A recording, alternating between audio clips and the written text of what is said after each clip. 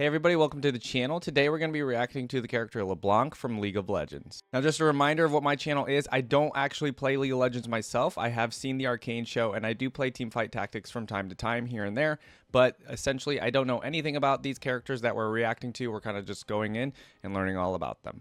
And if you end up liking this video, I appreciate if you left a like, and if you want to see more of my reactions, just go ahead and hit the subscribe button. All right, let's get to the reaction. All right, so Leblanc, her name is the Deceiver, and her quote here says, "A rose cannot grow in darkness, it dies and the darkness grows."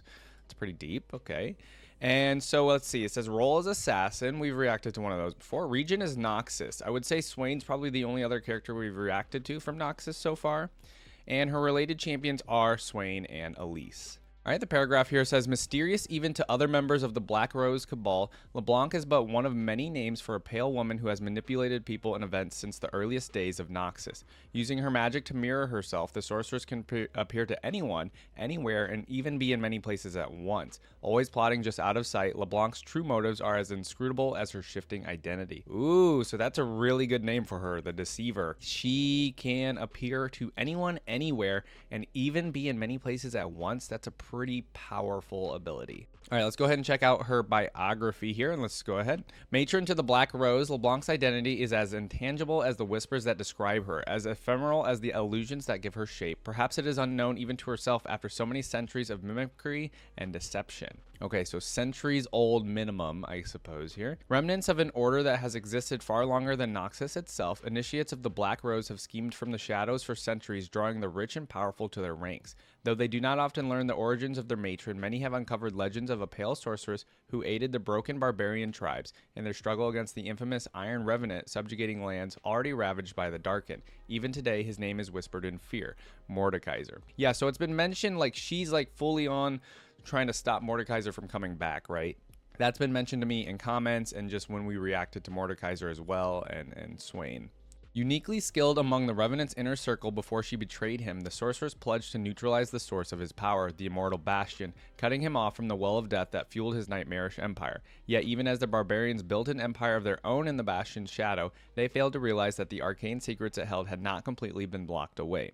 The pale sorceress had always been gifted at illusion, and her greatest trick was to make Noxus forget the dark power roiling in its own heart, before she was burned from the pages of history around the time of the Rune Wars. The Black Rose exists now to further the clandestine interests of those who can wield such magic, with its rank and file composed of mundane nobles drawn to rumors of miracles, kept in thrall and ruthlessly exploited. Even the most powerful military commander could only ever serve the cult's true masters as they fight one another for influence in games of intrigue and conquest, both in the Noxian capital and beyond its borders. So Black Rose is very powerful, clearly.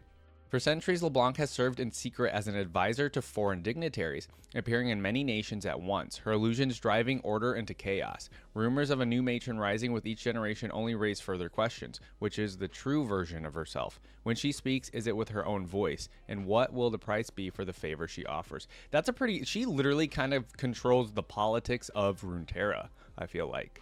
Borum Darkwill was the latest to learn this last answer for himself. Though the Black Rose had aided his bid for the throne, he refused the counsel of their hand-picked advisors, requiring Leblanc to take drastic measures, manipulating a young nobleman named Jericho Swain into revealing the cult's involvement. Leblanc allowed herself to be executed along with the most prominent conspirators, or at least so it appeared. In time, she reached out to Darkwill herself and found an increasingly paranoid ruler fearful of his own mortality. Okay, so a young nobleman named Jericho Swain. We know who that is. After promising him the secrets to extend his life, Leblanc slowly poisoned Darkwill's mind, even as she empowered him. Under his rule, the Noxian reverence of strength became something far more sinister, and together they ensured Swain's legend would end in disgrace on the battlefields of Ionia. This is like some Game of Thrones stuff, I almost feel like. But Swain, emboldened by forbidden lore from within the immortal Bastion, did something wholly unexpected, managing to drag Darkwill from the throne and seize Noxus for himself. This new Grand General was not interested in his own legacy, but the glory of the Empire, and such a man could not easily be corrupted. After countless centuries, Leblanc wondered, had she finally found a worthy nemesis? Her actions have pushed Runeterra to the brink of all-out war many times. In the wake of desperate campaigns across the Freljord, on Targon's peaks, and deep in Shurima's deserts, the darkest magic has begun to spread once more, circling closer and closer to Noxus. Whether Leblanc is still the same pale sorceress who betrayed the Iron Revenant, or merely one of countless hollow reflections, her influence clearly stems from ancient roots. The Black Rose has yet to truly bloom. Oh, that's a pretty cool, just like ending to her biography here. Yeah, so she's very, very, very involved with the politics of Runeterra. She was trying to get, a different leader in Noxus. The whole fact here of what I was reading earlier, where like also while empowering somebody but poisoning them slowly at the same time right here. After promising him the secrets to extend his life, LeBlanc slowly poisoned his mind even as she empowered him. She made it seem like she was like empowering him, right? So her deception and, deceiving skills and illusion skills are really, really good. I'm pretty sure she's got to be a good speaker as well, right? She's got to be very manipulative. Very smart person. Obviously a very strong magician or sorceress, right, as well. Very, very unique so far in terms of like other characters that I've reacted to. This is a very cool character. And I like that, to be somebody like this, like she is, to be involved with the politics and stuff like that, you have to be a super smart person. You have to be, you got to be determined. You got to know what you're trying to do. And she has a lot of scheming going on, clearly. And it's really cool. I want to see what the story is going to be about, because I want to know if it's going to be like a specific story about her with Swain, or if we're going to be doing something with Darkwill, or what's going to happen here. Oh, wow. Very cool visuals here. The story is called Thorns of the Black Rose. Let's go ahead and check this out. I don't understand, General Granth mutters, nervously trying to smother the light from his lamp. There's nothing here. It's a dead end. He stands at the threshold, framed by the dark stonework against the deeper darkness beyond it. He does not see the open gateway before him, nor the angular Alknown inscriptions that surround it. He does not see the fragments of bone that litter the flagstones beneath his boots. I smile, playing my part. It is the simplest of things, I tell him, to hide in plain sight.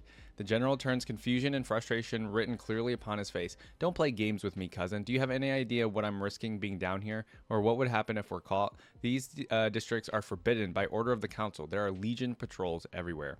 This, at least, is true. Ever since the usurper Swain seized control, he has kept the Immortal Bastion locked down. Officially, it is to protect the Triferix against reprisals from those noble houses that opposed its creation. Unofficially, he is daring men like Brandon Granth to expose themselves as his enemies. But they would not doubt your loyalty, I reassure him. A hero of the gates of mourning, no less. You are to be honored by command of the Grand General himself. What can they say to that? If we were spotted, you would not even need to run. This has to be LeBlanc manipulating Granth right now, right? His expression darkens. Oh, you don't run from the Trifarian Legion. I do not need to hear this thinly veiled propaganda again. In little more than a year, Swain has built a certain mystique around himself and the Hand of Noxus, and those that serve them both. It is a brilliant scheme, though it fills my heart with hatred to admit it. Even so, I let Granth have his moment. It is why we are here. His eyes fall to the ground. We didn't win the gates of mourning, the Legion did. That's why Swain won't attend the triumph. He knows we need not even have been there. Damn him. He insults us with this pomp and ceremony in front of all Noxus. I nod, laying a hand on Granth's shoulders, and that is why we will make him pay for everything he has done. You are a true Noxian, anyone can see that. I have told the others all about you, and they wish to meet you for themselves. She wishes to meet you.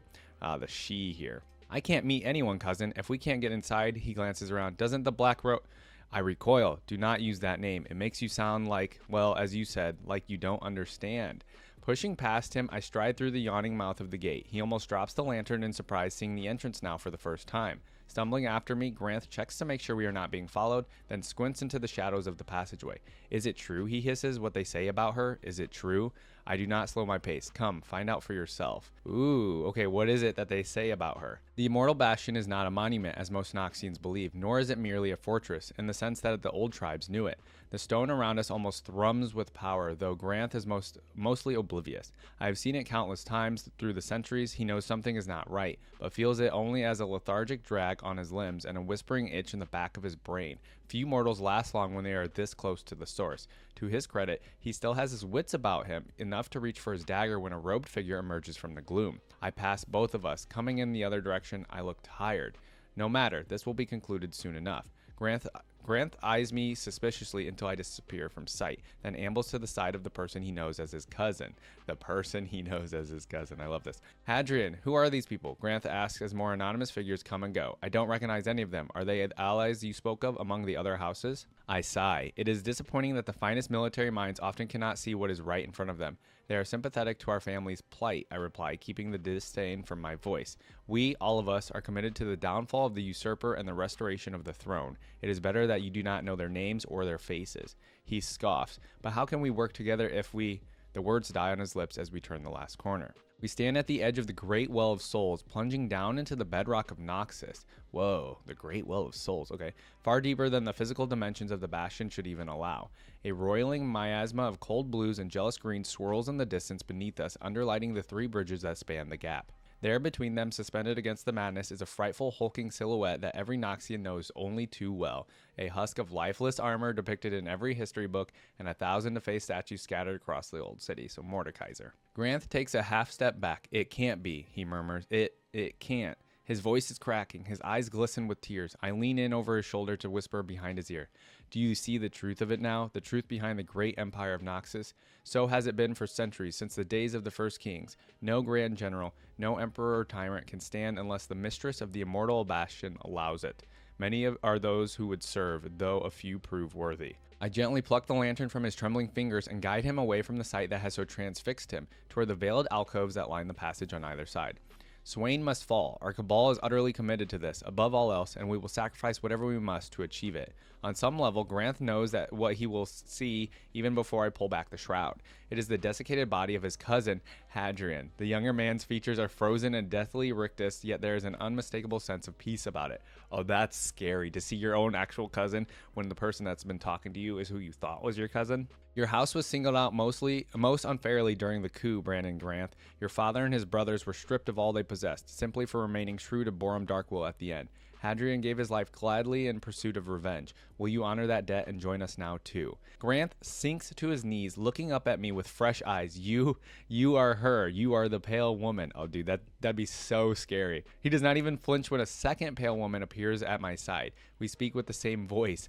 I am everywhere. I am everyone. You know only what you need to know and see what I want you to see. Holy crap, that is actually super cool. That's like super scary, super cool. Such a cool ability. Jericho Swain is not the only one who can exaggerate his own legend. A third pale woman steps out behind Granth, and then a fourth. Even so, he bows his head to me, no doubt convinced he finally understands. He does not need us to point out the empty alcove behind beside his cousins. With all my heart, he swears, in every drop of my noble blood, I will serve you, my lady. I will not rest until the pretender Swain is dead. This naive fool thinks he will be the one to land the killing blow. I will let him think that, for it suits my purpose, which is merely to probe the Grand General's defenses. I love this sentence right here. I will let him think that, for it suits my purpose. She is so good at like manipulating people into believing or thinking a certain way. It's just like, it's so cool. I trace the sigil of the Cabal in the air above Grant's head, marking him as my own. None who can see it will interfere with the plots we shall soon devise. Rise then, proud son of the Noxai. Your pledge is heard and accepted. Together we will be victorious, and your name will be celebrated as the savior of an empire. Even this last sentence, she's manipulating this man. Such a cool story. So we get to see like fully what she is actually capable of. I from the start was like, okay, the cousin that General Granth is talking to, not his cousin. This has to be Leblanc changing into a different form. And it's crazy that she can have multiple versions of herself walking around, be in a whole nother place, having a whole nother conversation probably with another like general or another leader in a different freaking, she could be like in Demacia for all I care. Like, and also here in Noxus. It's really cool. She's just literally pulling all these strings for her will, for her like own goal, and it's pretty cool. Yeah, it reminds me a little bit of, I don't know, I can say like a combination of like Game of Thrones with the whole political stuff in Game of Thrones, right? And then you can think of like, I guess you could say House of Cards, or like a show like Succession, where people are just like kind of backstabbing. She seems like she would be somebody that probably backstabs a lot of people. She'll say one thing, but then do another thing to backstab you. So she's very like a very manipulative character. And I I don't know. We like those kinds of characters. They're very cool and they're smart and they know what they want. Usually they lose in the end, but I don't know. LeBlanc seems like she might win. So I don't know. All right, well, everybody, at this point, we're going to be moving on to all the other stuff for LeBlanc. So we usually like to react to the voice lines. We like to react to the themes. We do want to see what her character abilities are going to be actually in the game. I have no idea what LeBlanc's going to be like, actually, like gameplay-wise. That's going to be interesting. So let's go ahead and check all that stuff out. Okay, from what I can tell so far, we really don't have too many cinematics for LeBlanc. We have this gameplay spotlight we're going to check out. It seems to be the most recent gameplay spotlight for her. And then there's a Legends of Runeterra cinematic that we're going to check out. But yeah, besides that, I don't know if she's really been featured in too many cinematics or if any really at all. But let's go ahead and take a look at this preseason spotlight gameplay for LeBlanc. All right, this one's about 6 years old, but let's check it. I think it's the most recent. LeBlanc's always been great at zipping in for fast kills, but she hasn't fully lived up to her title, the Deceiver. This preseason, she's getting some new tricks up her sleeve. With some small changes to her passive and Q and one big change to her ult, LeBlanc can dupe opponents all over the map. Very cool. Oh, whoa, whoa, whoa. Okay, that makes sense. I saw that there were 2 LeBlancs there for a second. That was cool. Ability changes. All right. Sigil of Malice is now LeBlanc's passive. Whenever LeBlanc uses any ability on an enemy, the sigil is applied. After a brief delay, striking the enemy with another ability will consume the sigil for bonus damage. Okay, pretty cool. LeBlanc's new Q is Shatter Orb. As before, she fires an orb at her target. Only now, if the target is afflicted with Sigil of Malice, the orb will bounce to any nearby sigils. Oh, whoa, that's pretty cool. Ult, Mimic. Upon casting your empowered ability, LeBlanc briefly disappears, spawning a decoy on top of herself. Then, LeBlanc and her decoy both cast the ability together. Oh, that's cool. The decoy expires moments after. Oh, that's pretty cool. I like that. Does anybody, I gotta ask though, like with her ultimate, do people actually get like deceived or tricked pretty easily with it? Or is it a thing where like, if you've played a lot of League of Legends, you can like pretty much kind of tell now? Choose which ability you want to copy before casting it. Okay. Only LeBlanc's cast deals damage, but the short-lived deception can make opponents hesitate at a pivotal moment. Here's where things get weird. You can now mimic your own ultimate. Casting R twice creates a decoy that walks towards the nearest visible enemy champion, casting a harmless version of LeBlanc's last used ability. Interesting. This decoy can be summoned globally, deceiving enemies from lanes away. Whoa, whoa, whoa, whoa, whoa, whoa, whoa, whoa, whoa. Wait a minute. That's so cool for her character gameplay-wise. That's like such a good ability in my terms of like, in terms of her character and her story and lore. That's such a cool ability. I don't know how good it is. It might just suck, to be honest, but I think that's really cool, like gameplay-wise for her character. LeBlanc is still great at bursting down champions, but you'll miss out on crucial damage from Sigil of Malice if you dump all of your abilities at once. Okay. Oh yeah, because they didn't get the burst there. Means you'll want to pace out your abilities to maximize your damage output. Dang. The movements. Cool. When you're the Deceiver, feel free to get creative with your mimics. Pretend to gank top lane while you actually head towards bot lane. Huh. Or pretend to gank top lane and then actually gank top lane. That's pretty cool. To learn more about the preseason Assassin update, check out the full list of changes. Be on the hunt for a closer look at Rengar's update tomorrow. This was just a little look at the changes to her character, but this gives us a clue as to her abilities. That's really cool. You guys will have to let me know about her ultimate and how, like, have there been some crazy plays made with her ultimate? I could see that, honestly.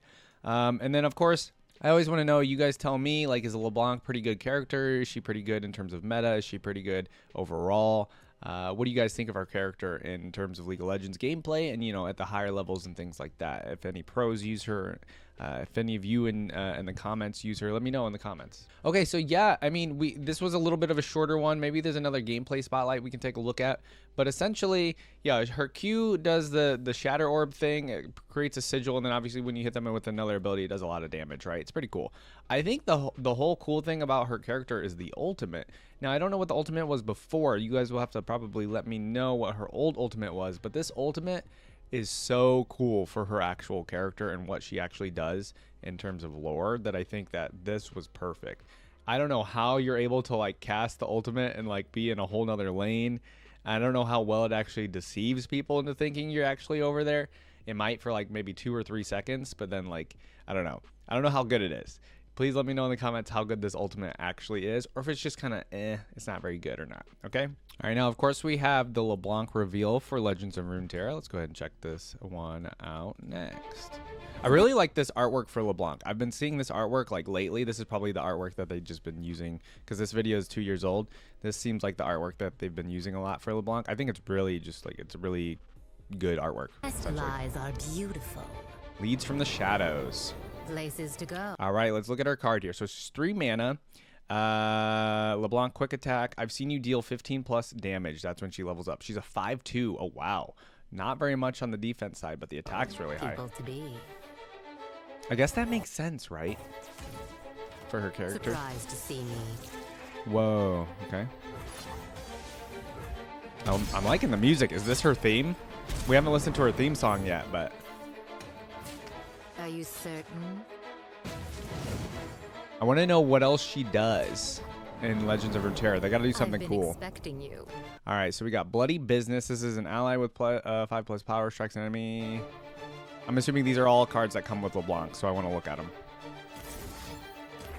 Bloody Business. Cool.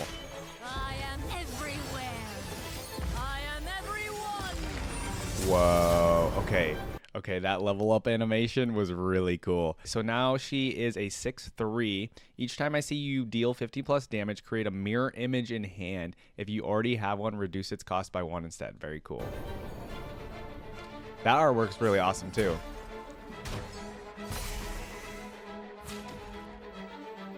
Okay, give an ally +3/+2. Whisper truth into lies. What Black secrets Rose do you Spy. bring me?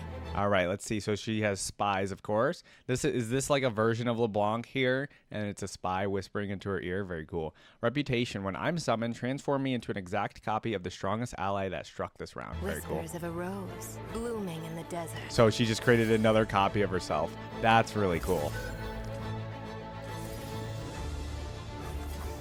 Right where I want you. Okay, she did 2 damage to the Nexus.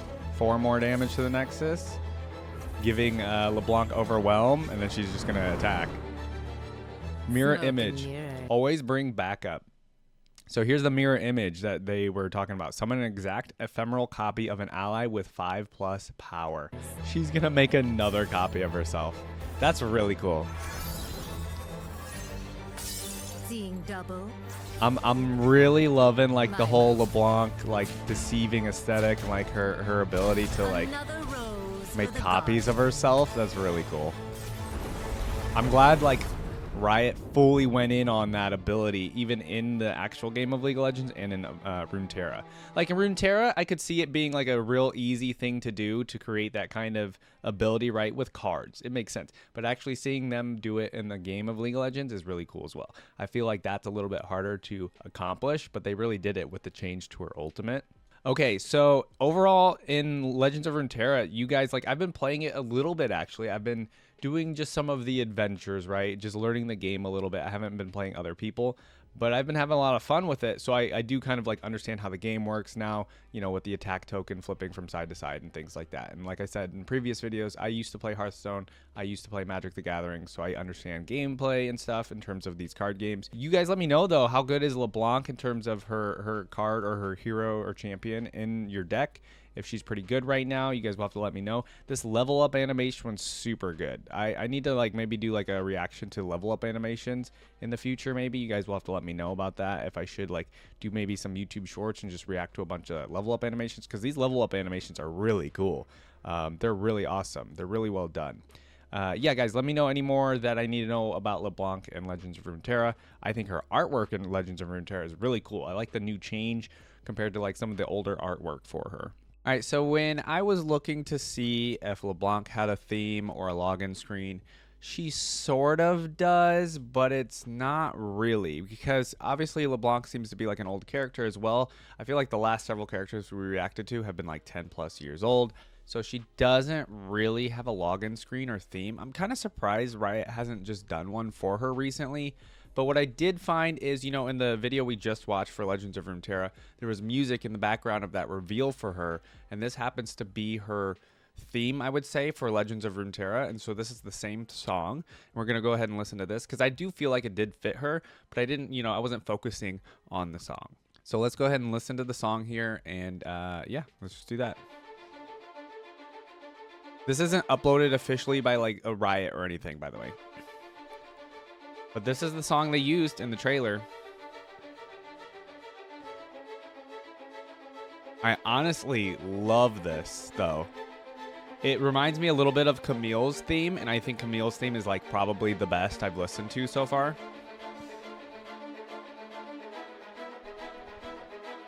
I just love anything with strings. I've mentioned it before. Oh, the pause. Oh. Okay, that was really good. I think it fits her character, 100%. From what we've read so far of her character. It just like invokes like scheming and like politics and all of that, like backstabbery and things like that, you know what I mean?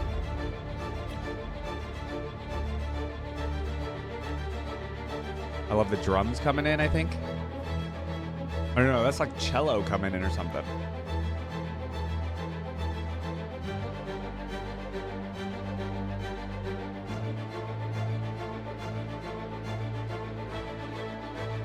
We're gonna get another drop here. It keeps building and building and building.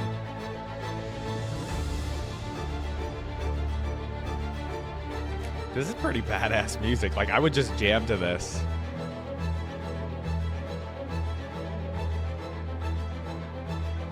Oh, does she have a tint of like green in her hair right here?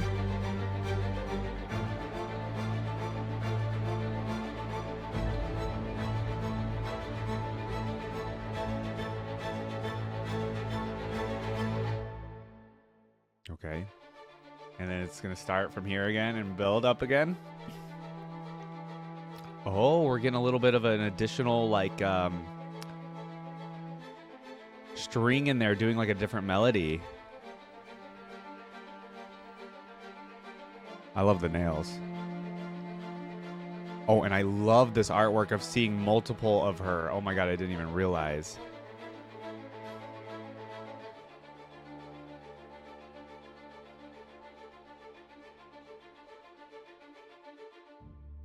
Oh. It's all smoke and mirrors. Oh, they ended with a voice line here in the video. Okay, that was very good. I loved this theme for her. I don't know what you guys think, but I thought this was perfect. I don't know. It just, like I said, it invokes like this whole, like tense, like, I don't know, like tense backstabbery and scheming and things like that. It's building suspense is kind of what it is. Like you would hear this during like a super suspenseful part of a TV show or a movie or something.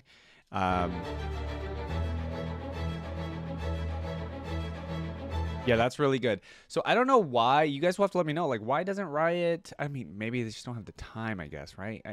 That's probably it. Why doesn't she have a actual like good champion theme? Like, why doesn't she have an official champion theme or login screen? Like right now, if you log in with LeBlanc, what happens? You know what I mean? Like, what's the? I don't even know how the login screens really work. Can you like set your login screen, and is LeBlanc just not an option currently? Because that's pretty lame if it's not, because I think her theme is honestly one of the best I've heard. Like it's really good. And then all this additional new artwork for her character, obviously super great, which is why you guys have been telling me, and I honestly agree, Legends of Runeterra, the addition, or the, you know, Legends of Runeterra being made has been such a good thing for the lore for Riot, because with League of Legends, it doesn't really seem like they're really pushing lore too much. They're just mainly focusing on the game, obviously. And I mean, it makes sense. Like, it's a very popular game. They got to dedicate tons and tons and tons of time to, like, you know, maintaining the game and making sure it's perfect and making sure everybody's happy instead of focusing on lore. But I feel like with Legends of Runeterra, they have a little bit more leeway with the design of the game itself kind of incorporates lore.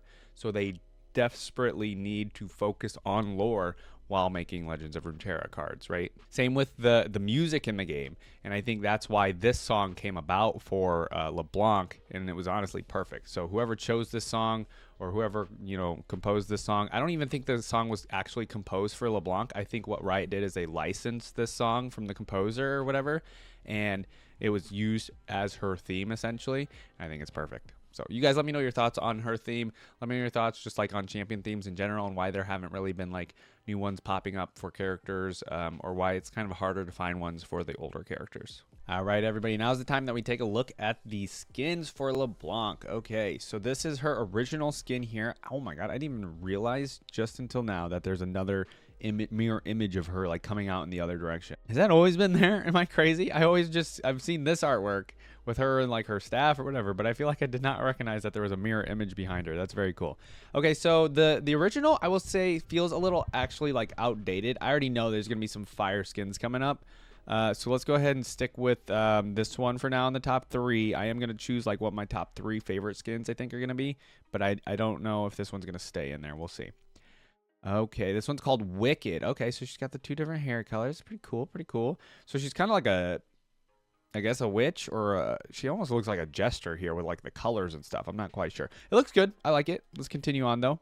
We got Prestigious, so she's like a magician. This is kind of cool, except it's a Poro in the hat, not a rabbit. That's kind of funny. I like that. Yeah, I'm digging the outfit. This is pretty cool. I like the hair color as well. And then, like, we haven't talked about her crown. Her crown, or whatever it's actually called, is very cool. And I don't know if it has like any magical attributes. There hasn't been any mention of that. But in this one, she's missing that kind of. But they still gave her like the flare with the collar here. Very cool. Very cool. Let's move on. We'll put the Prestigious in top 3 for now, but I don't know if it's going to stay. Mistletoe. Oh, so this is like a Christmas-themed holiday one. Okay. I mean, it's kind of basic, I want to say. You know what I mean? Like, it's kind of basic. I don't know. We don't have a little, like, image of in the game, but that one's not that great. It's all right. We have Ravenborn. I do love the crown in this one. I'm loving the purple colors. Obviously, like, Ravenborn. So we got, like, some... Oh, yeah, right here. There's, like, a bunch of feathers. That's really cool. Like, part of the outfit as well. You can see some of the feathers here coming out of the staff, I think. And then, obviously, like, the plume feather or whatever on the crown as well. Very cool. Yeah, you know what? Let's put this in the top 3. I don't know if this is going to stay. Like, these still feel a little, like, outdated. I feel like some of these newer ones are going to be crazy. We'll have to see. All right, we have Elderwood. Okay, so this is like kind of like a dryad, kind of like forest themed one. I don't know. This one's kind of okay. What is there's like I feel like it looks like bubbles coming out of her hands over here. It almost like looks like she's underwater kind of, but obviously not. I will say the staff is very cool. I like the lotus bloom kind of flowery staff here.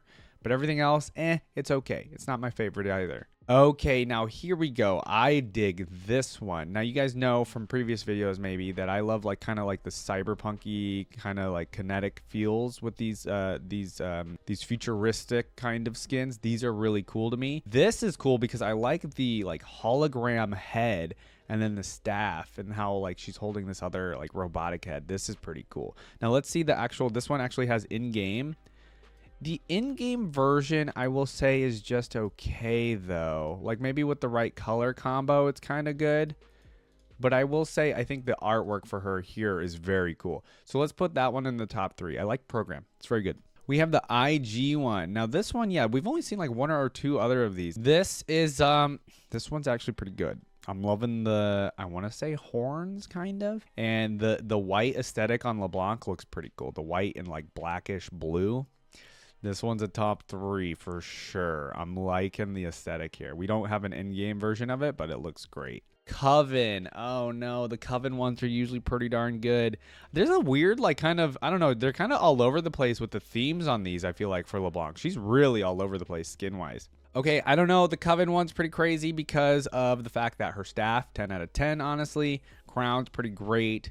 You know, the little like collars here. I'm going to call them collars coming out of like the side of her, you know, shoulders here. Always are pretty good. This one's really good in my opinion. Loving the mirror image in the background. Do we see in game on this one? Yes. Okay. Yeah. This one. See, this one looks better than the program one in my opinion in game. This one looks fire. This honestly looks fire. Coven top 3. All right, Coven, IG, and Program are the latest 3, and these are a top 3 for me for now. Till we move on to more. Let's see, we got Championship, celebrating Worlds 2020 in Shanghai. Oh, very cool. I love the incorporation of the mirror images in the background. This one's good. I don't know, guys, because this one has like a combination of like futuristic, and she looks pretty cool, and her crown is, she's got kind of like a ponytail, not a ponytail, but I don't know, a bun going on. Oh, dude, the in-game looks so fire on this one. Oh, man. This one's good. All right, Program's out. IG, Coven, and Championship now in the top 3. Moving on, we got Prestige Coven. Okay, so with the Prestige Coven and the Coven, we can't, keep both. Which one do I like better? I like the darker one better. I think I like the darker one better. I mean, this one looks good. Trust. It looks good. The freaking crown and the collar. Collar's kind of cool. It's not practical, though. I guess the collar's probably not practical on any of them. Yeah, let's go with just the regular Coven for now. Prestige Coven, you're not in the top 3, but you're still great. All right, we have Debonair. Okay. Seemingly at every event in the city at once, LeBlanc is a ubiquitous presence throughout the strip. Okay, this is a very good one as well. Not my favorite because the crown isn't like very prominent. There's just like a little thing on the side. I do like the green aesthetic, and I like the outfit as well, but it's not my favorite. I think the other ones are better. Let's see what the newest one is. Bewitching. Oh, come on. I feel like I have to put the witch one in. This one looks great. I mean, it fits her character kind of, and yeah, I love Halloween. Halloween's honestly probably one of my favorite holidays, obviously. And yeah, it's pretty darn good, guys. Yeah, okay. Bewitching, especially with the collars here being like bat wings or whatever kind of wings. The skirt, the freaking staff having a pumpkin, her holding a pumpkin in her other hand. The Bewitching skin is probably actually my favorite. Yep. All right, Bewitching's gonna be my favorite. It's really good. Oh wait, I didn't see it in game. Oh yeah, the purple Bewitching is freaking great. Look at that. That looks so good. All right, Bewitching's top 3. I think Coven is second. I really like IG one, but we don't see it in game. Versus like we do see the Championship one in game, and I don't know, the purple fits her. Purple's perfect. Like for her character and everything. All right, this is my top 3, guys. Her skins are great, by the way. Some of the best, in my opinion. Like some of these early ones, I guess, are kind of like okay. They're not the greatest, but I don't know. These last like 6 or 7 skins are freaking all good, honestly. All right, top 3 for me though, guys. Bewitching, and then we have Coven, and then we have Championship. All freaking great skins. These are all really cool. I love them. The crowns are really good in all 3 of them, even though I guess this one's a witch's hat. I'm going to call it her crown. I think Coven's crown is probably the best, though. Oh, let's do that. Okay, so Coven's crown, the best. Who has, like, the best collar? Kind of think I like the Championship collar the best. The wings on this one are really good, though, too. Yeah, no, Championship one has the best crown, or the collar, and then this one has the best staff, in my opinion, because I just love the pumpkin. It's really funny. Very good skins here, though. These skins, you guys let me know what your top 3 are, or just let me know what your favorite LeBlanc skin is in the comments. I'd really like to know. All right, and then there's always a little bit of trivia on her skins page here as well, so let's see what else we have here. LeBlanc is voiced by Carrie Karanen in League of Legends and Legends of Runeterra. Okay. Lux, Cosmic Lux, and Dark Cosmic Lux are also voiced by the same actress. Oh, okay, so she also voices Lux. That's interesting. So she voices Lux and LeBlanc. That's going to be interesting when we hear their voice lines together. I'm assuming maybe she does a different voice. LeBlanc is the first champion to have a loading screen and portrait icon not focus the actual champion. In her case, focus on her mimic. Oh, okay. The second one is Jin, focusing on the mirror image, and then the same case applies for some of her skins, Prestigious, Elderwood, Program, and Coven. Interesting. Mimic used to be the only ability, currently Relentless Pursuit, Inferno, Trigger, and Purge, that ended up costing 0 mana when fully ranked. LeBlanc is one of a few champions to have multiple textures in one skin. When she uses mirror image, her clone will be of a different color palette, which can only be seen by LeBlanc and her allies. To the opposing team, the 2 LeBlancs look exactly the same. Yeah, that makes total sense. Including copies of any external buffs and item effects active at the moment the clone is spawned. Yep, makes total sense. 4 other champions with this feature are Wukong, Shaco, Nasus, and Malphite. Okay. The Black Rose might have been inspired by and or might be referencing the Black Hand. Don't know what the Black Hand is. Her staff appears to be inspired partially or in full by that of Tsukasa from .hack/sign. And the name LeBlanc may be a reference to Maurice LeBlanc, creator of the character Arsène Lupin. Like Lupin, part of LeBlanc's character is that of a master of disguise. Okay, very cool. I like seeing like where some of the references to the name of the character comes from. I think that's very cool in my opinion. And then some of this other stuff makes sense with like her mirror image looking exactly the same. So yeah, she's very unique, right? In my opinion, to some of the other characters in League. But let's go ahead and take a look at her character fandom now. All right, so for the character fandom page here, it looks like we're going to get a little bit more on her background. And I also hovered over this before I started recording. So she's approximately 1400 to 1800 years old. That's pretty crazy. I didn't realize how old she actually was, but it makes total sense. All right, so yeah, let's take a look at her background here. I think we're going to get a little bit more background into her story compared to like actually what we read on her biography and stuff. It looks like there's some good info here. So early records. More than 1,000 years ago, LeBlanc was a member of the inner circle cabal of mages of the infamous Iron Revenant. During the height of his reign, LeBlanc conspired with the barbarian Noxide tribes and their god to bring him down. With this alliance, LeBlanc would betray her master, severing his ties to the Immortal Bastion and allowing the united Noxide tribes to invade it. She also helped seal Mordekaiser's personal hound demons, Tybalk and another unnamed shadow demon. Okay, Tybalk is one of his personal hound demons. Interesting. So yeah, she was one of the people that helped, you know, get rid of Mordekaiser. Got it. This alliance between LeBlanc and Vladimir would lay the foundations for the Black Rose Cabal. Oh, we have not reacted to Vladimir. But okay, so the alliance between those two laid the foundations for the Black Rose Cabal. Very cool. Plotting in the shadows of Noxus. Over the centuries, others would join the Black Rose in its political schemes like powerful nobles, exalted masters of magic, and beings darker still. This hidden cabal would guide the throne of Noxus for more than 1,000 years, orchestrating many of the Empire's most ambitious campaigns. One of those nobles was named Lady Elise. Oh, now she's been recommended for me to react to. We haven't learned anything about Elise yet. LeBlanc, seeing in her a certain cunning and ruthlessness, would approach the poisoned, bedridden woman with the offer of joining the Black Rose. In an attempt to prove her worth, Elise would set sail to the Shadow Isles in order to find an esteemed item for the Cabal, only to be mutated into a half-spider creature under the control of Vilemaw, the Spider King. Okay, so we'll learn more about Elise, but that's how she became a spider creature. Got it. LeBlanc saw this as an opportunity to travel to the Isles in safety and thus began the pact between the two women. She would give Elise acolytes for sacrifice, and in turn she would bring powerful artifacts from the Isles. This deal would endure centuries until the present days. Oh wow, so they're very good allies. Got it. During the final days of the First Amacian-Noxian War, LeBlanc spearheaded the resurrection of the national Noxian hero Scion, although he was deemed uncontrollable by the Grand General and was locked inside his own statue. Oh, okay. We don't know anything about Scion either yet. In time, LeBlanc would manipulate and control the next candidate for the throne of Noxus, Borum Darkwill.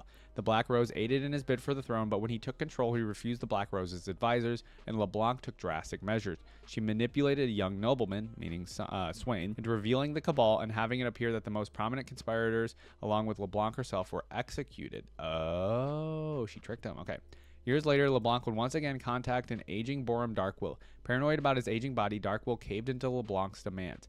Once again, LeBlanc had control of the throne. She sent the nobleman that she had manipulated all those years ago to die in the war against Ionia, and it ended with Swain crippled and cast out. However, Swain came back, and the Immortal Bastion had lied a power that many had tried and failed to obtain, the power of Realm.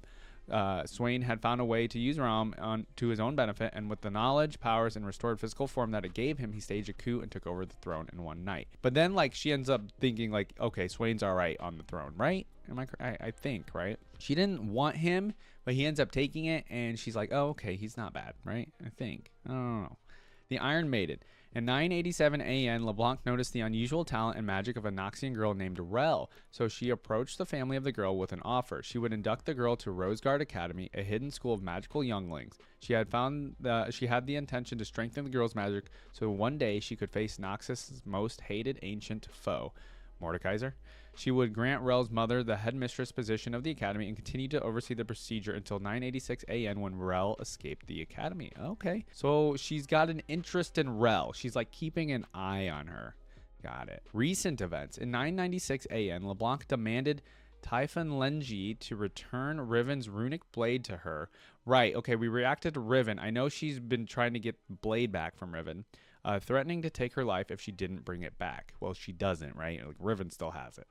On the same year, LeBlanc took the form of a tattoo artist and kept an eye on Samira. Later, she revealed herself to Andari, Samira's mentor, and declared the Black Rose has plans for her. Dude, I love that she's just like keeping an eye on everything and every important character around her. It's so cool. In 997 AN, 1 year after the death of Jarvan III, the relationship between Demacia and Nockmerch lacked communication thanks to the turmoil of the Mage Rebellion. LeBlanc took advantage of this and created a clone of Garen's great uncle Hargold in order to pressure Lord Eldwin to side with Noxus. Her efforts ended up falling and Nockmerch renewed its truce with Demacia. Okay, so she was trying to do some political stuff with Demacia during the Mage Rebellion, but it didn't work out. All right, appearance. LeBlanc is a slender and paper-like white-skinned woman, hence her moniker, the Pale Woman. She wears notorious noble raiment with a distinct purple, black, and gold palette. The most distinct ornament on her attire is her golden three-point crown. She also owns a metallic staff with floating jewels on its tip. Yeah, very cool description of her appearance. Personality. LeBlanc is a deceptive individual, often using her sorcery to trick, confuse, or convince people into serving her in the interests of the Black Rose.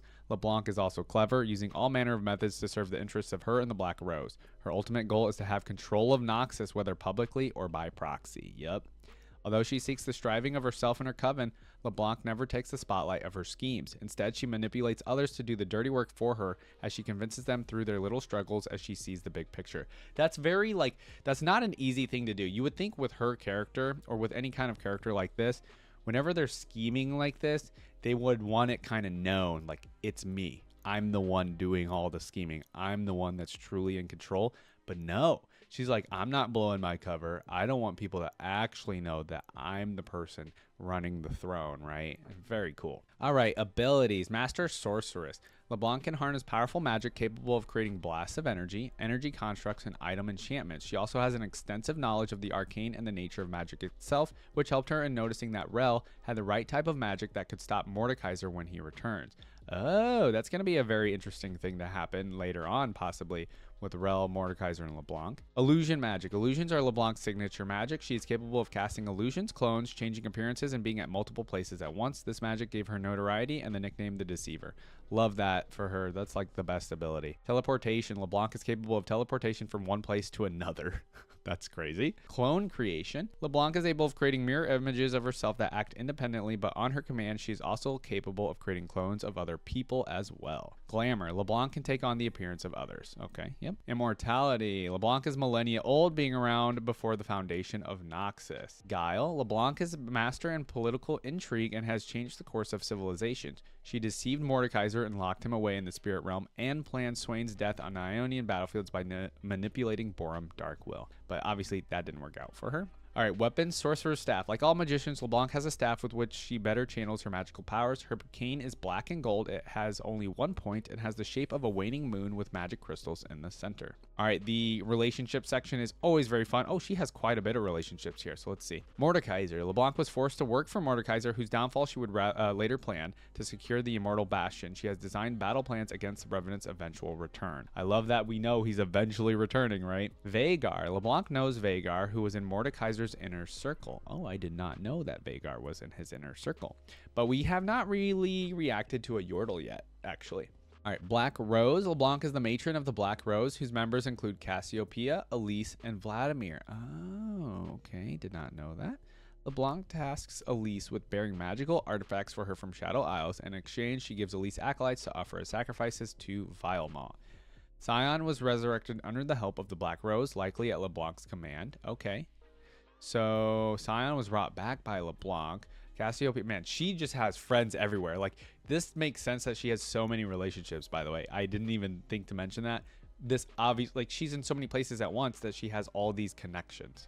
All right, Borum Darkwill. LeBlanc assisted Borum Darkwill's rise to grand generalship, but when he refused to be LeBlanc's puppet, she orchestrated a revealing of the Black Rose, manipulating Jericho Swain into revealing the Black Rose and its members. She then staged a fake execution of herself. However, in the later years of Darkwill's life, LeBlanc seduced him to her will once again with the promise of extending his mortal lifespan. Jericho Swain. When Darkwill refused to follow LeBlanc's orders after ascending to the throne, LeBlanc manipulated Swain into revealing the Black Rose and its members, including his own parents. Oh, Swain's parents were in the Black Rose. In the later years of Darkwill's life, LeBlanc and Darkwill sent Swain into battle in Ionia, knowing he would lose, leaving Swain crippled. After Swain's takeover of the Noxian government and the establishment of the Triferix Council, LeBlanc has spent all of her time multiplied by her many doppelgangers plotting Swain's destruction. Oh, okay, she is not cool with Swain being on the throne. I thought she was like, oh, semi-okay with it, but she still totally wants him off the throne. But he has a freaking demon in his arm, right? So good luck with that one. Samira. LeBlanc has a special interest in Samira, right? She's like keeping an eye on her. Rel. LeBlanc secretly trained Rel as a weapon specifically against Mordekaiser. Yep, we know that. Riven. So Riven's blade was enchanted by LeBlanc herself, right? I remember that. LeBlanc later sent a small warband that included Riven's old teammates to bring her and the blade back to Noxus, but that failed, right?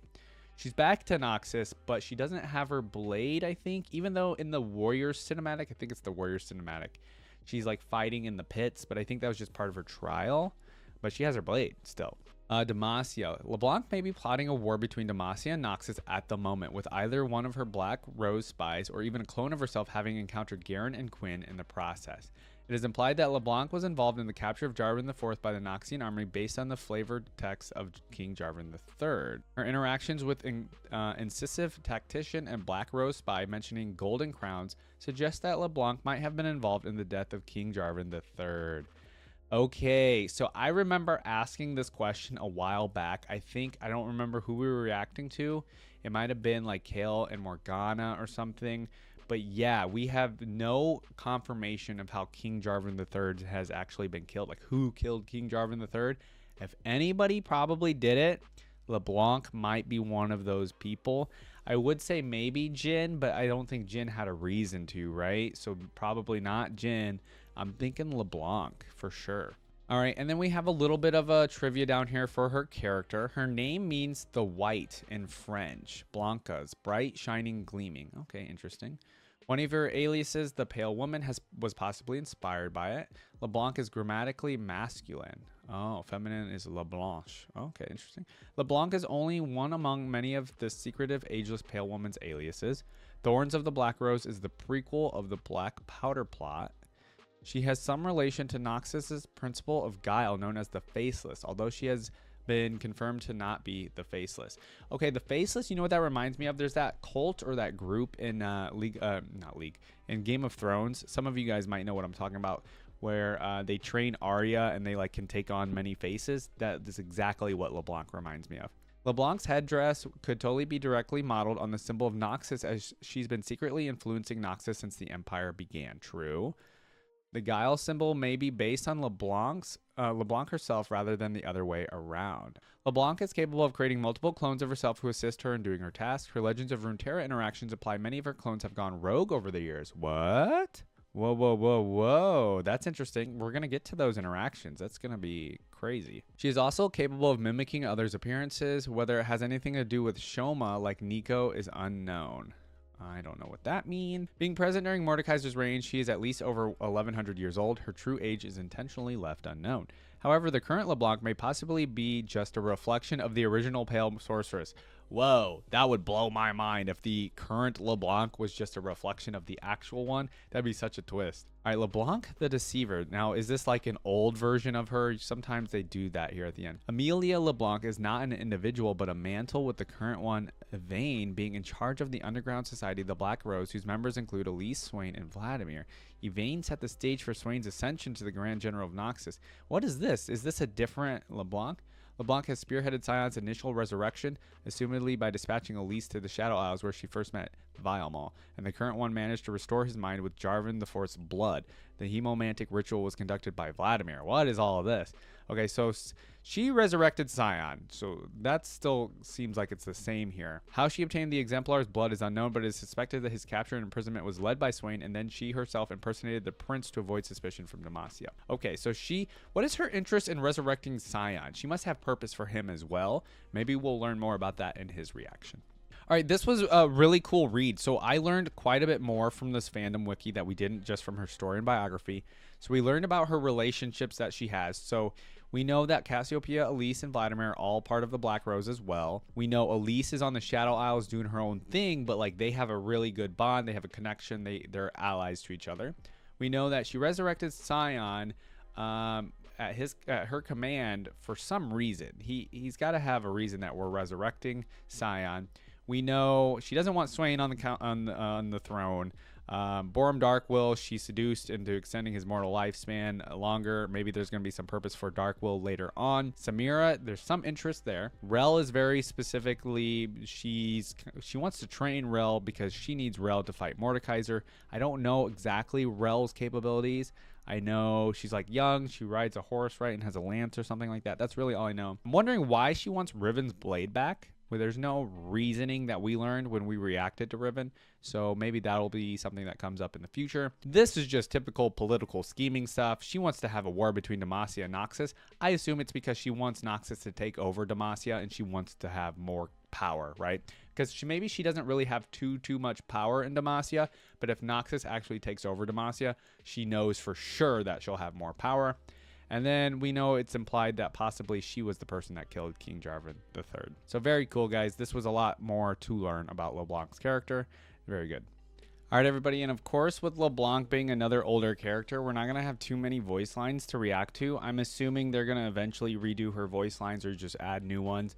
We do have, of course, the Legends of Runeterra ones, but all we have for Leblanc in League of Legends is like a super old video that was uploaded by Skin Spotlights. It's only a minute long, so let's just go ahead and listen. Obviously, these are going to be very, very old. Time to make an appearance. There's no escape. Watch closely. What a treat. These are pretty Right generic where I so want far. them. Surprised to see me? Okay, these are death noises, I assume. Okay. All right, how old is this again? All right, this is 10 years old, okay? For my next trick, I'll make their life bar disappear. Their Lying life. is like Okay, I do like that one. Hold on. That's kind of meta. Make their life bar disappear. 95% of what I do. Oh, I need to hear that one again. 5% of what I do. Life bar disappear. Lying is like 95% of what I do. 95? That's it?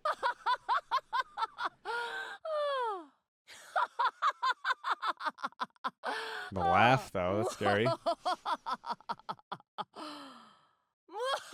I feel like they always did laughs for the characters back then. Where next? It's all smoke and mirrors. Patience, summoner. I like that one. Tricky, aren't you? Are you certain? Trust me. Is this the Classic same voice actress? I feel like it might have Looks changed. can be deceiving. Would I lie? Would I lie? I like that one. For a moment, I thought I'd broken a sweat. Okay, so that's it for all the voice lines from this 10-year-old video. So I just realized when, whenever we listen to these voice lines of these really old characters, it's obvious that they had laughs because I'm assuming maybe there was like a way to emote to laugh. I don't know if that's still a thing in the game or not. You guys will have to tell me, but yeah, that makes sense that like they probably gave multiple laughs for every character to just be able to like laugh emote in game. That totally makes sense. I didn't realize that, but you don't really get that with voice lines on newer characters anymore. At least not that I think of, or maybe it's just like the new characters have so many voice lines that I don't even think about the laughs and things like that. But yeah. All right. I mean, we had a couple of good ones in here. The one about the life bar and the one about like lying is 95% of what she does. But, I mean, 10 years ago, they really probably weren't even focusing on lore yet for her character. They designed her character and then, we didn't have the full story of LeBlanc probably back then. So what we have now is probably going to be a lot better when we react to the Legends of Runeterra one. So let's go ahead and listen to those. All right, everybody. And I put myself on this side of the screen because, so you can actually see what card LeBlanc is interacting with. I need to make sure I'm on the other side for this, of course. So it looks like this is another Skin Spotlight video, and we're only getting another 2 minutes of voice lines, unfortunately. Like, it really kind of stinks that, like, these older characters, man, we don't have new voice lines. I, like, applaud Legends of Runeterra coming out because of this. Like, Legends of Runeterra, even if the card game itself was just like garbage or something and people didn't like it, I just love the fact that it adds lore for us with these interactions between the cards and things like that. So, all right, this is going to be LeBlanc and Swain. I don't know who else we're going to get interactions with here, but let's check it out. By my hand will Noxus rise. By which hand? The man's or the demon's? I honestly love that. Fear the power you do not see. Also, is this the same voice actress? I imagine it might be pretty hard to get the same voice actress like 8 years later, but maybe? You flatter me, Grand General. Fear She's the super power you do not sassy. see. You know nothing of real power, dear boy. I pull I the love that. strings. Of course you do, dear. I'd never keep. Because she's a spider. Ha ha ha. Okay. Vladimir, we know just a little bit since we've read a little bit about him recently, but I don't know too much about this guy. He just looks like a vampire. Keep my guests waiting. But I've been waiting centuries for you to die. Hmm. You look like you've got some Sivir? deep pockets. Deep pockets and a long reach, girl. A bit rough around the edges, aren't we? I'm not afraid to get my hands dirty. Oh. This better be okay. worth my time, lady. Just name your price. Oh, so are we getting some sort of connection there that we haven't heard about? Who is this imposter? Oh? I am Leblanc. You are a cheap illusion. I actually wondered if like this would become a thing, right? Eventually, is like, wait, maybe her mirror images will start to think they're the real one, right? Another clone gone rogue. You think I'm a clone? Yeah. How precious. See, that's funny. Oh, we simply must stop meeting like this. It's always nice to see a familiar face. Of 2 golden crowns, Black Rose 1 Spy. bears tarnish. And now we wait. Of 2 golden crowns, 1 bears tarnish. Somebody might need to explain what this one's referencing. It might be so obvious and I'm just being a dummy right now, but please let me know. What secrets do you bring me? Whispers of a rose blooming in the desert. Darling. That one as well. Whispers of a rose blooming in the desert. Are we talking about Samira maybe? Is that like because you know she's been keeping an eye on Samira, maybe. You are dressed to kill. Is it really so obvious? I'll try anyone once. Greedy Excuse me? girl. Greedy I think girl. I like you. Crimson Disciple. What do you want? Oh, I don't ask for much. Just everything. Oh my god, that's such a baller line. What do you want? Oh, I don't ask for much. Just everything. Like, that is such a LeBlanc line, in my opinion, and she delivers it great. Try to understand. Crimson I matter, Aristocrat. you don't. Ah, the arrogance of youth.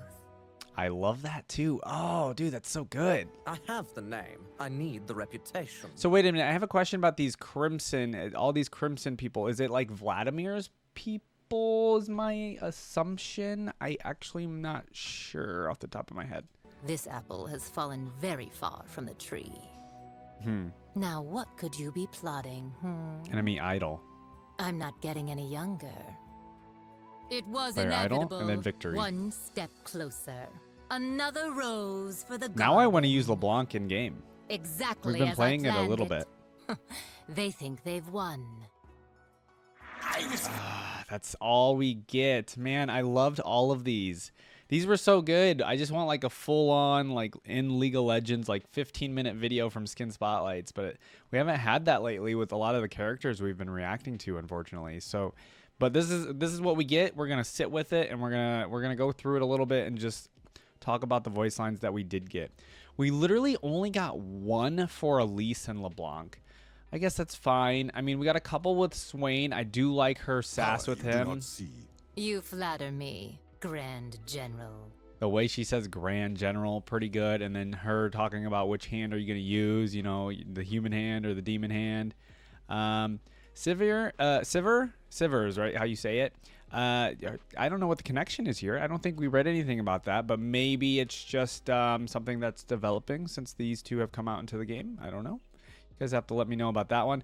This is very interesting. Now, we have seen this before, right? Obviously, in like, even in the most recent Ant-Man movie that came out, I believe it's called Quantumania. There's like a scene in that where, I mean, spoilers, the movie's out, but there's a scene in that, I believe, where it's like, you know, all the Ant-Mans are pointing at it, or even like Spider-Man, right? You know, like, who are you? It's the whole Spider-Man meme. But yeah, this, I mean, I'm wondering if her clones are actually becoming rogue. She says that specifically. Oh no, she says they are. This is straight up, her clones are going rogue. Now, to me, that doesn't mean that they're not doing what they're supposed to be doing. Since they are LeBlanc themselves, they're probably actually doing whatever task they're set out to do. But by going rogue, she probably means they're not, they think they are the real one now. Instead of, you know, them actually being a clone, which they probably are actually a clone, which is kind of a crazy thing, like concept to think about as a clone, right? Like, am I a clone or am I the real one? But yeah, it makes sense that maybe after a while, like if she doesn't like talk to that clone, or if she doesn't, I don't know if she doesn't communicate with that clone, it probably just eventually does go rogue and starts to think it's the real one. I'm the real LeBlanc. I'm the one that's telling all of you what to do. It's kind of interesting that that is in this for this character. It's just kind of funny. I like it, and obviously this must be a new thing that's occurred, because this is all from Legends of Runeterra just in the last 2 years. So none of this was known that LeBlanc's character had kind of gone rogue, or her clones had kind of gone rogue until recently. It's very cool though. I like it. Yeah, you guys will need to also let me know about this one here again, of course. And then there's this other one, Whispers of a Rose Blooming in the Desert. So this Black Rose spy is obviously her spy coming back and telling her, you know, all the little secrets going on around the world, right? So there's something about a blooming rose in the desert. The only thing I could think of is maybe I don't, guys, you guys know more than me. I'm just gonna randomly say it's either Samira, maybe it's a reference to Kaisa, I doubt it, or Talia maybe. I don't know. I'm just thinking of any sort of rose blooming in the desert. So let me know about that one. And then the one about the 2 golden crowns, 1 bears tarnish. Are we talking about maybe Swain and Darkwill? You know, because they were both, you know, rulers of Noxus. Or I don't know if this is randomly for some reason a Mordekaiser reference. I don't think so. Yeah, let me know about that one, guys. And then, yeah, the Crimson people, right? Are they all, or Thorn of the Rose as well? I want to say that's part of the Crimson people. I could be wrong. Oh, no, it says Rose, so that must be a Black Rose member. This must be like more like a soldier or something, or an assassin. But these Crimson people, I kind of like her interactions with them. I believe since they're all wearing red like Vladimir, I don't know too much about the Vladimir's people or anything like that. I assume he has people too. He seems like he's a higher up individual as well, just by the way he dresses and things like that. I'm making this up as I go, guys. He seems like he's like a, you know, aristocrat kind of individual who probably has an army of people. Yeah, I don't know her interaction with these people. That's kind of interesting though. I do like some of them. They're kind of what do funny. you want? Oh, I don't ask for much. This one. Just every. Like, I love that line. That's probably actually my favorite. I don't know. It's just awesome. She's like, oh, being all coy and stuff like that. It's like, oh, you know, I don't ask for much. Just everything, right? Like, that's such a cool line to deliver as well. All right, I think that's going to be it for her character, guys. There isn't anything else going on with it. We reacted to her theme. We reacted to the voice lines that we could get. I think LeBlanc is honestly probably one of my favorite characters that we've reacted to, even though we didn't get too much of her character because there just hasn't been anything done to her since, I guess, just Legends of Runeterra. But the reason why is because of what her character can do. I think the fact that she's like doing all this political scheming and things like that, it's a really cool kind of different vibe than any other character I've seen, because, you know, all these other characters are all about just power or something, right? Like, you have some sort of power over people. This one's kind of different because she uses like these scheming kind of tactics to get ahead of other people. And it reminds me a little bit of a TV show I'm watching right now called Succession. You guys might not know what that is. If you do, high five. It's a great show. But basically it's just a bunch of people one-upping each other, or trying to one-up each other, or backstab the other person. And it just reminds me of that show a lot, her character. And so, like, it's kind of like I'm in that mindset right now, since I'm currently watching that show, that I think I really like her character. Also, I think the rework on her character and the artwork is really cool. Her skins were really cool to check out. Like, her crown is so awesome. Again, like, for a character that is like behind the scenes, she still has tons and tons of power. Like, she controls a lot of... So we just did a reaction to Lissandra, right? I think LeBlanc also has a lot of power over Runeterra and the fact that she's has the power of politics in all of Runeterra. Maybe not all of Runeterra, because it seems like she doesn't really have too much leeway in Demacia, but you know what I mean? In my head right now, there is a LeBlanc clone of some sort, or a Black Rose spy or something, probably everywhere in Runeterra. And I think that's such a power move and so cool to have a character like that. And you know what I mean? Like, if you want to be on anybody's side, you would probably want to be on LeBlanc's side. Anyways, guys, I loved reacting to LeBlanc. I again wish we really had more voice lines for some of these older characters. It does kind of stink that we don't have more. But if you enjoyed this reaction, please leave a like on the video. I'd really appreciate it. It helps the algorithm, which helps other people see the video, as well as it helps you see my other videos. And if you like my other reactions to characters, please hit the subscribe button so you can know when I upload new videos. I try to get a new video up at least once a week. We're going to continue reacting to all of the League of Legends characters and eventually get to all of them, I hope. And then, you know, we're going to revisit some of them when they add more voice lines and things like that for these characters. I'll see you guys in the next video. Have a great day. Bye.